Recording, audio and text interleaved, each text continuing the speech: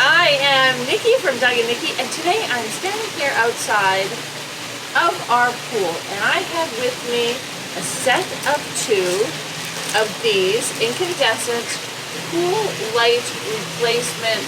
They are the replacement for the Pentair incandescent light that you have in your pool. They're the 7.5 diameter, and they're easily put on top of the lights that you have in your pool right now.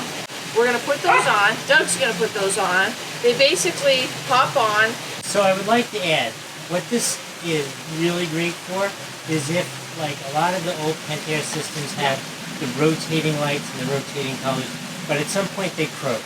And it's $1 zillion to replace it, but if you still want to have a cool, like, blue light instead of just a white light, all you do is these just literally snap on top of the light, and you have that cool color. And we found these by Swimables, and we already installed one. We wanted to check it out, and it's great. So we bought more. So we bought more, so we have 3, and we're going to show you what they look like at nighttime so you can see how great they are. But before we show you how they look, you're going to give us one of these down below because we were really helpful today, right? Yeah.